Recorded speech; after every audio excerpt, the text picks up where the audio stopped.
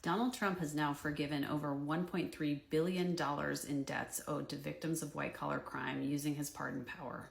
I'm Liz Oyer, the former pardon attorney for the Department of Justice. Donald Trump has been granting pardons to people who have defrauded and cheated others to get rich. The pardons have the effect of wiping out the legal obligation to repay the debt. Many of these people owe millions of dollars to their victims. They include Trevor Milton, who stole over $600 million from investors in his business; the Chrisleys, who owe over $22 million to banks that they defrauded; Fiore, who stole money from a police memorial fund and used it for plastic surgery; and Paul Walsack, who skimmed money off the top of his employees' paychecks and used it to buy a multi-million-dollar yacht. I'm keeping tabs on all of these. The full list is posted on my Substack. You can find it at lawyeroyer.com. Some of you have asked if this is unusual. Yes, it is unprecedented in our history. Pardons are usually reserved for people who have paid their debts to society and shown remorse for their crime. How do we know that?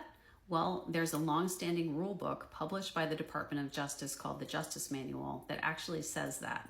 It's available online. You can review it yourself. I know some of you will ask, what about Biden's pardons? Joe Biden did not use the pardon power to wipe out debts owed to victims of crimes. I'll have more details on that in my next post. In the meantime, you can subscribe to my Substack to learn more. Every time I talk about Donald Trump's pardons, some of you ask me, what about Biden's pardons? So let's discuss. I'm Liz Oyer, the former pardon attorney for the Department of Justice.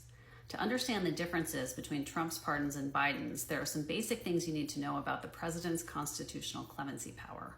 Clemency is a broad term that actually encompasses two different things: pardons and commutations. A pardon wipes your slate clean. It forgives your conviction and it erases all of the penalties from it.